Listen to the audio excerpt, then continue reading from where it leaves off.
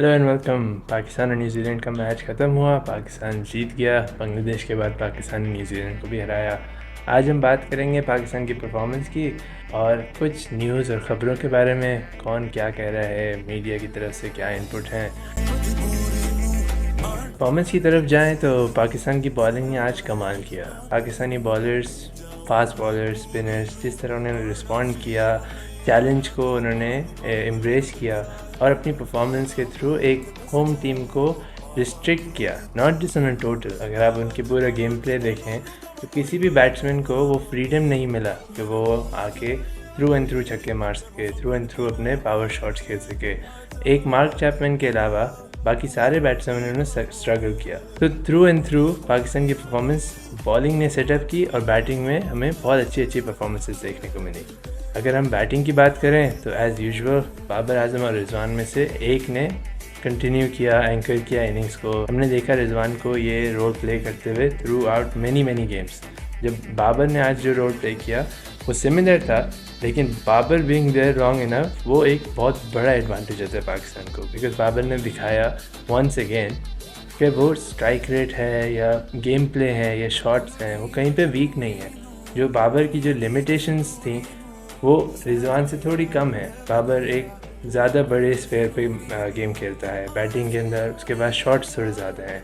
तो all in all Babar ने पूरा गेम लेके चला, कमी नहीं छोड़ी स्ट्राइक रेट में, आपके स्ट्राइक रोटेशन में, बाउंड्रीज। एक छक्कों की कमी थी, बट वो आगे जाके और भी रोल के हिसाब से, मौक़ों के हिसाब से बाबर विल डेफिनेटली ओवरकम। इसके अलावा टीम मैनेजमेंट में जो ब्रेव डिसीजन था शादाब को ऊपर भेजना, नवाज़ को ऊपर भेजना, और दोनों ने डिलीवर किया। आज हमारे 3 बैट्समैन नंबर 4, 5 और 6 तीनों की पहली बॉल बाउंड्री थी। शादाब की पहली बॉल वॉज अ 4, नवाज़ की पहली बॉल वॉज अ 4, हैदर की पहली बॉल छक्का थी। तो उन सिनेरियोज़ में हर एक ने जो आया सब ने परफॉर्म किया, सब ने अच्छी बैटिंग की, रिस्पॉन्सिबिलिटी ली, और ये हमें कंटिन्यू देखना है। एक डिसीजन अच्छा था। जो इंटरेस्टिंग चीज़ होगी कि क्या ये कैरी फॉरवर्ड करेंगे या ये वापस से चेंजेस करेंगे। Anyways amazing victory. परफॉर्मेंस में थ्रू एंड थ्रू हमारे प्लेयर्स ने बहुत अच्छा खेला। बॉलिंग में जो स्टैंड आउट परफॉर्मर्स थे उसमें हारिस रऊफ़, नो डाउट, मोहम्मद नवाज़, शादाब खान की इकॉनमी और उसकी एक्यूरेसी, और even to the matter Shahnawaz Dahani, throughout bowling performance बहुत अच्छी थी। मोहम्मद वसीम के यॉर्कर्स, मतलब टाइम एंड टाइम अगेन आके यॉर्कर्स करना, और आई थिंक बहुत ही ब्रेव कॉल थी उसको 19th ओवर देना, एंड उसने डिलीवर किया। And I think it's a good prospect future के लिए, उसको और शार्पन कर सकते हैं। कैप्टनसी को देखें ना तो जीत में सबको कैप्टनसी अच्छी लगती है। कैप्टनसी एक ऐसी चीज़ है, जब आप हारते हैं तो काफ़ी सारा मलबा, काफ़ी ज़्यादा ब्लेम जो है वो कैप्टन के ऊपर आता है। जब आप जीतते हैं तो हर चीज़, हर डिसीजन बहुत ईजी लगता है, बहुत स्ट्रेट फॉरवर्ड लगता है, और ऐसा लगता है यही सही चीज़ थी, बहुत ऑब्वियस सी चीज़ की है बाबर ने।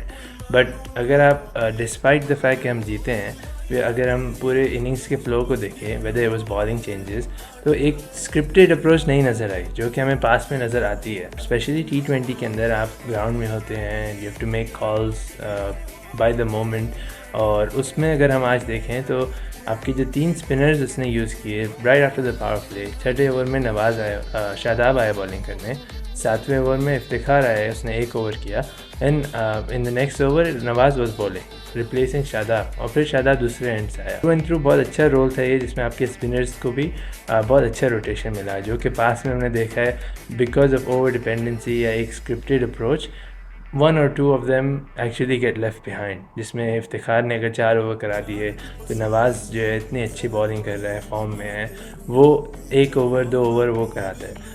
तो उसमें अगर हम देखें तो बहुत एक अच्छा एक अप्रोच था। डिस्पाइट द विन, बाबर की captaincy was on point. One liner to bring forward is Babar, मतलब आप जब भी जिन लोगों के बीच में होते हैं, एक बहुत अच्छी चीज़ होती है अगर आपके अंदर वो लर्निंग कैपेबिलिटी हो, और बाबर के अंदर वो है, उसमें कोई शक नहीं। विराट कोहली ने भी जो स्टेटमेंट्स दिए उसमें भी यही रिफ्लेक्ट होता है। तो बाबर अगर एक चीज़ नोटिस करे अपने ऑपोजिशन कैप्टन से, कि एक जो ब्रेवनेस का जो एलिमेंट होता है, जिसमें आप अगर आप लो स्कोर डिफेंड कर रहे हो जैसे केन विलियमसन, तो जैसे ही पावर प्ले ख़त्म हुए उन्होंने पूरे 5 फील्डर्स बाउंड्रीज पे नहीं भेजे, उन्होंने 4 फील्डर बाउंड्री पे भेजे और एक एक्स्ट्रा फील्डर इन यार्ड 30 यार्ड्स में रखा। तो ये रिस्क होते हैं, ये थोड़े से चांस होता है जो एक कैप्टन एक टीम के अंदर एक वो लड़ने वाली फीलिंग इंसाइट कर सकता है। तो ये एक कैप्टनसी का बहुत अच्छा एलिमेंट होगा जो कि इन द फ्यूचर अगर हम लो स्कोर डिफेंड करते हैं, जो कि काफ़ी दफ़ा हमें करना पड़ता है बिकॉज ऑफ आवर बैटिंग, तो ये कोई चीज़ है छोटी सी जो बाबर भी सीख सकता है। अच्छा, इस सेगमेंट में हमारा जो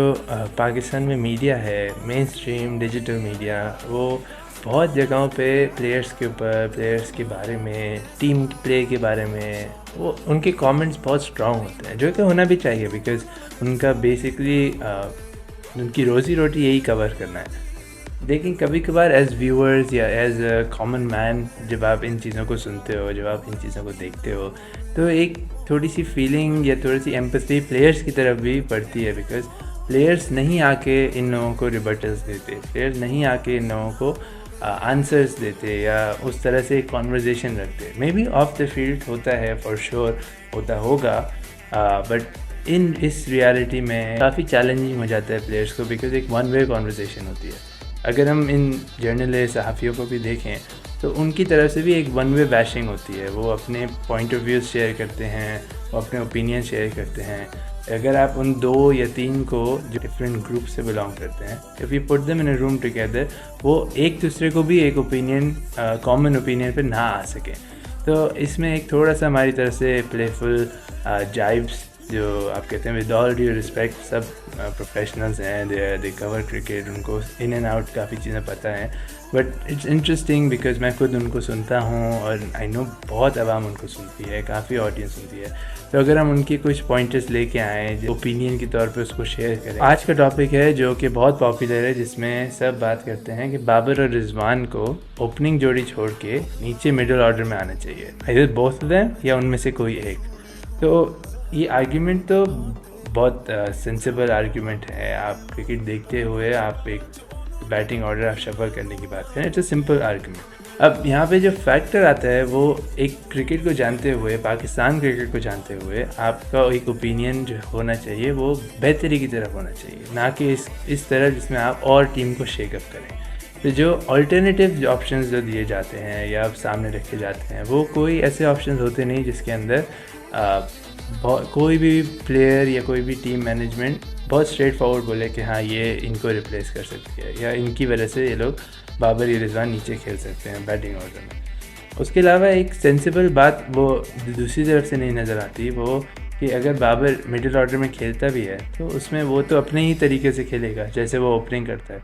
ओपनिंग में उसके पास थोड़ा ज़्यादा अपॉर्चुनिटी होती है कि वो फील्ड अंदर होती है, उसकी ड्राइव्स जो हैं, कवर ड्राइव्स हैं, बैक फुट पंचेस हैं, वो फोर्स चौके चले जाते हैं, उनमें बाउंड्रीज आती हैं, क्विक स्कोर्स आते हैं। जब वो नीचे खेलेगा तो वो बैक फुट पंचेस फोर्स नहीं जाएंगे, वो उसकी कवर ड्राइव्स मुश्किल से चौका चाहे 2 रन 3 रन के लिए जाएँ, उसके बैक फुट पंचेस के लिए पीछे डीप कवर खड़ा होगा। तो बाबर की स्कोरिंग रेट जो और पावर प्ले में खेल के आता है, जो 130 से 150 160 पे वो खेल रहा होता है, वो जब नीचे आएगा उसके बाद उसके ऊपर एक्स्ट्रा प्रेशर होगा और उसकी स्ट्राइक रेट कम हो जाएगी। तो एक चीज़ है वो आउट नहीं होगा, दूसरी चीज़ है कि आपके रन मेकिंग में इम्पैक्ट आएगा, जो कि हमारा पूरा जो प्रॉब्लम जो सब डिस्कस करते हैं जिसकी वजह से नीचे आने को बोलते हैं, वो कि रन नहीं बन रहे नीचे। बाकी वो इफ्तिखार बनाए, कुछ देर बनाए, उससे क्या फ़र्क पड़ता है। सब टीम पाकिस्तान के रन बनेंगे, हम मैच जीतेंगे, they are there as vessels to score runs. तो यहाँ पे एक गेम को अगर वो समझें कि ऊपर से फ़खर जमान है, शर्जील खान है, सब अच्छे बैट्समैन हैं, सब डेफिनेटली नॉन प्लेयर्स हैं, लेकिन कोई इनकी जितनी कंसिस्टेंसी ये लोग डोमेस्टिक में नहीं दिखाते, जिसमें वो ईयर इन ईयर आउट खेलते हैं। ये बॉलर्स के बॉलिंग एक्शंस भी मिमिक कर सकते हैं, इन्होंने इतना खेला होता है अपने डोमेस्टिक बॉलर्स को। तो उस सिचुएशन में इन लोगों को अगर वो वहाँ पे कंसिस्टेंसी नहीं दिखा सकते, इंटरनेशनल लेवल पे जहाँ पे आपको day in day out change करना पड़ता है, टीम्स की बॉलिंग लाइनअप्स चेंज हो जाती हैं, प्लेयर्स इन एंड आउट होते हैं, आप डिफरेंट टीम्स को खेलते हो, तो उनकी कंसिस्टेंसी पे बहुत बड़ा क्वेश्चन मार्क होता है।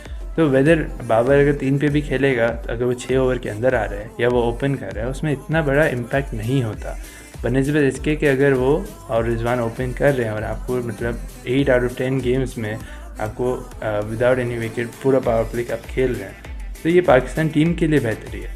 तो anyways that was this again my point of view, एक कॉमन मैन की तरफ से जो आप लोगों को फॉलो करता है, जर्नलिस्ट को, पब्लिक ओपिनियन को, न्यूज़ आर्टिकल्स और टीम पाकिस्तान को वेरी क्लोजली। तो अब हम देखते हैं इंटरनेट पे मैच के बाद कुछ इंटरेस्टिंग कोई ट्वीट्स, कोई पोस्ट, कोई मीम्स, एक नज़र डालते हैं। Shadab promoted to 4 and did well, I used to pray for times like this.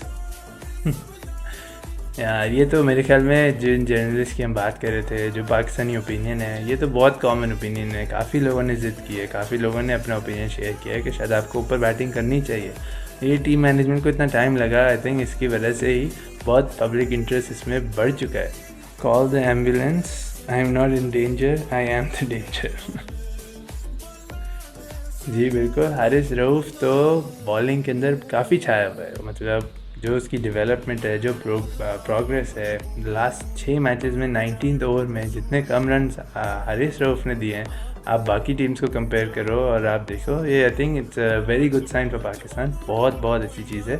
Cameraman in the ongoing tri series, कहीं पे निगाहें कहीं पे निशाना। ये तो बिल्कुल आई थिंक काफ़ी गंदी प्रोडक्शन है इन लोगों की न्यूजीलैंड में। और पास में हमने क्रिकेट देखी है न्यूजीलैंड में, उनके इतने से तो ग्राउंड है।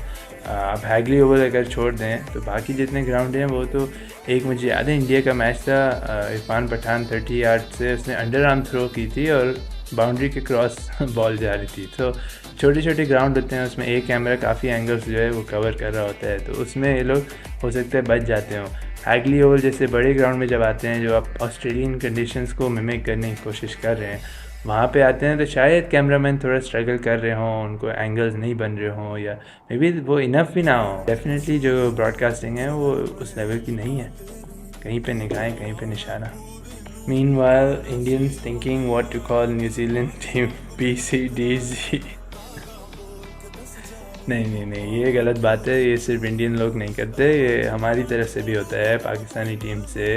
ये सब शुरू हुआ था इंग्लैंड से, जब उनकी पूरी टीम कोविड का शिकार हुई थी और उन्होंने ऑफिशियली अपनी एक B साइड अनाउंस की थी टू प्ले पाकिस्तान, और अनफॉर्चुनेटली हम उनसे हार गए थे और वहाँ से आई थिंक शुरू हुआ है। और हो सकता है इंडियंस ने शुरू किया हो, लेकिन हमने भी उसके ऊपर काफ़ी मजाक बनाया है। बट एनीवेज इंटरनेशनल क्रिकेट है, आपको कोई भी अगर किसी ने भी खेली हुई हो या किसी ने भी कवर की हो, वो आपको यही चीज़ बताएंगे कि B साइड कोई नहीं होती। जब आप इंटरनेशनल लेवल पे आते हैं तो आपकी एक नंबर 1 आपकी स्किल्स होती हैं, और उसके साथ साथ आपके अंदर एक जज्बा भी होता है अपनी कंट्री को खेलने के लिए। आप खेल चुके होते हैं क्रिकेट, घर में कहीं बैठे आपको इंटरनेशनली खेलने के लिए बुला देते हैं। तो ये थोड़ा सा गैप है, लेकिन अच्छा फ़न है और इंटरेस्टिंग होगा अगर एक्चुअल में इंडियंस न्यूजीलैंड की इस टीम को BCD बोलें, बिकॉज कौन मिसिंग है इसमें, लॉकी फर्ग्यूसन। ऑलराइट, तो आज की वीडियो ख़त्म होती है। हम अगला मैच का वेट करेंगे, मेरे ख्याल में ट्यूसडे को मैच है। होपफुली पाकिस्तान को वो भी जीतना चाहिए न्यूजीलैंड से दोबारा, और उसके बाद हम देखते हैं, एक और वीडियो बनाते हैं। Fingers cross, see you guys next time.